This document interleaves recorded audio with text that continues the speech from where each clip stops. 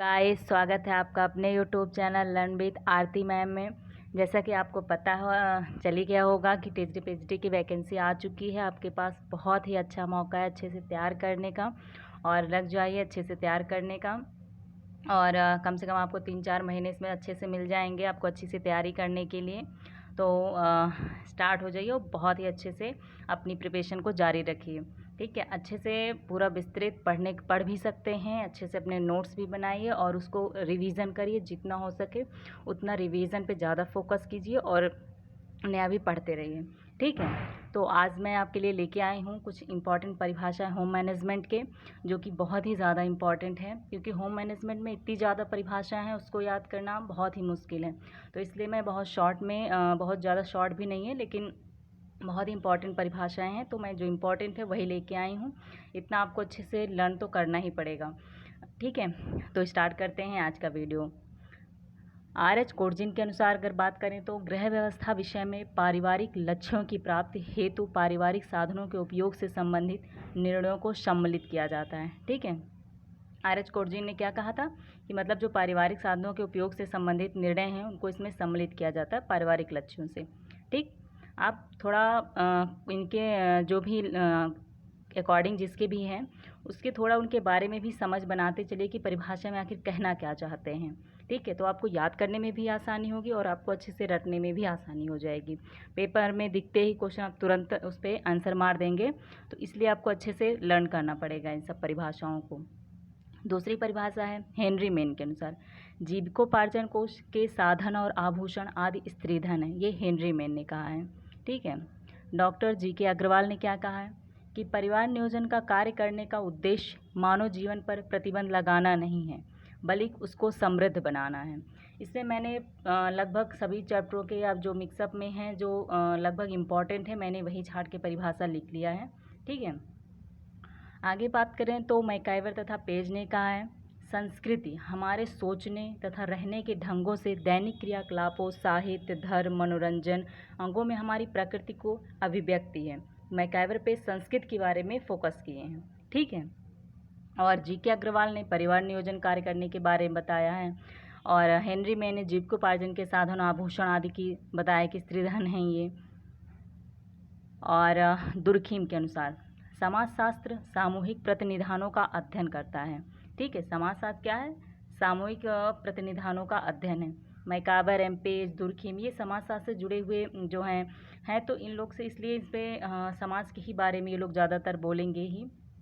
अपनी परिभाषाओं में भी इन्होंने जैसे मैकाइवर ने संस्कृत के बारे में बोला है, दुर्खीम समाजशास्त्र के बारे में देखिए इन्होंने बताया है। और मीड के अनुसार परिवार के प्रति निष्ठा एवं एकात्मकता का क्षीण हो जाना ही पारिवारिक विघटन है। ठीक है, आगमन तथा निपकाव काम तृप्ति एवं पैतृक कार्य परिवार के विशिष्ट कार्य हैं। कन्फ्यूशियस के अनुसार क्या है? मनुष्य सबसे पहले परिवार का सदस्य है, फिर राज्य का। इस प्रकार राज्य रूप परिवार पर आधारित होना चाहिए। ठीक है, राजेंद्र प्रसाद ने कहा है संयुक्त परिवार में दाम्पत्य प्रेम के विकास का अवसर कम ही प्राप्त होता है। निकिल एम डॉर्सी के अनुसार बहुत ज़्यादा इम्पॉर्टेंट परिभाषा है परिवार की आय तथा व्यय पर नियंत्रण होना तथा आय का घर के सृजनात्मक कार्यों में व्यय करना ही गृह अर्थव्यवस्था कहलाता है। डगलस नॉर्थ के अनुसार संस्थाएं एक समाज की व्यवस्थाएं हैं। ठीक है, और मैकाइवर ने क्या कहा है? एक विवाह को ही विवाह की आदि स्वरूप माना जाता है। ये मैकाइवर ने कहा, इनकी दूसरी परिभाषा है ये। निकिल एम डॉर्सी कार्य के सरलीकरण को कार्य करने की साधारणतम सरलतम शीघ्रतम विधि को सचेत होकर ढूंढने के रूप में परिभाषित किया जाता है। होम मैनेजमेंट में निकिल एम डॉर्सी की जो भी परिभाषाएं लगभग बहुत ज़्यादा इंपॉर्टेंट मानी जाती हैं और पेपरों में पूछी भी जाती हैं, तो इसलिए इनकी परिभाषा आपको अच्छे से रटनी ही पड़ेगी। दोनों परिभाषा जितनी भी इसमें लिखी हुई हैं ये तो आपको अच्छे से लर्न ही करनी पड़ेगी। स्टेला सुंदरराज अनुपात से तात्पर्य मापों एवं क्षेत्रों का एक दूसरे से संपूर्ण रूप से संबंध है। ठीक है, स्टेला सुंदरराज के अनुसार मापों एवं क्षेत्रों का एक दूसरे से संपूर्ण रूप से संबंध है। ये स्टेला के अनुसार है।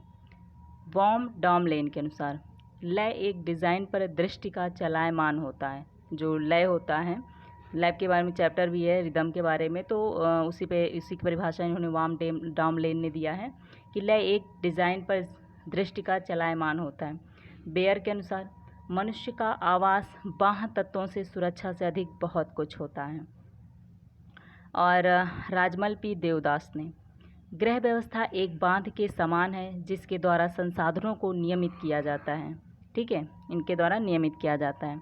आर.एच. कोटजिन के अनुसार ये परिभाषा बहुत ही ज़्यादा इंपॉर्टेंट, पिछली बार पेपरों में भी ये पूछी गई थी। गृह व्यवस्था एक व्यवहारिक विज्ञान है। ठीक है, याद रखिएगा, आर.एच. कोटजिन, गृह व्यवस्था एक व्यवहारिक विज्ञान है। ग्रासहैम क्रेंडल ने क्या कहा है? योजना में व्यक्तिगत उद्देश्य निर्णयों की श्रृंखला होती है जो एक दूसरे पर निर्भर होती है। और डॉक्टर उडस थॉमस के अनुसार निर्णय करने में उन उद्देश्यों का अस्तित्व निहित है जिनके प्रति उसका प्रतिस्थापन किया गया है, उडस थॉमस ने कहा है। इससे मैंने कई लोगों की दो दो परिभाषाएं लिखी हैं, तो आप ये मत कहिएगा दो परिभाषाएं लिखी, लेकिन क्योंकि मैंने इसलिए लिखी है क्योंकि वो उनकी इंपॉर्टेंट परिभाषाएं हैं और आपको लर्न भी करनी पड़ेंगी, क्योंकि कोई कोई की बहुत ज़्यादा इंपॉर्टेंट मानी जाती है। आर.एच. कोटजिन हो गए, निकेल एम. डॉर्सी हो गए, और तो आपको इनको लर्न भी करना पड़ेगा दो दो।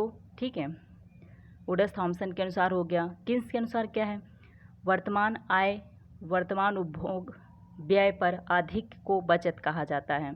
तो गाइस, ये था आज की इम्पॉर्टेंट परिभाषाएं होम मैनेजमेंट के। उम्मीद है आपको पसंद आएगी और आप अच्छे से अपनी तैयारी जारी रखिए, और जितने भी मैं इम्पॉर्टेंट फैक्ट के रूप में आपको दूंगी उसे आपको अच्छे से लर्न करना है। और डिस्क्राइब आप जहाँ से भी पढ़ रहे हैं किताबों से, वहाँ से पूरा पढ़ते रहिए। रिवीजन के रूप में जितना हो सकेगा मैं आपके लिए इम्पॉर्टेंट फैक्ट और भी चीज़ों के इसमें डालती रहूँगी, तो आप बस अच्छे से लर्न करिए। ठीक है, ओके गाइस, थैंक यू।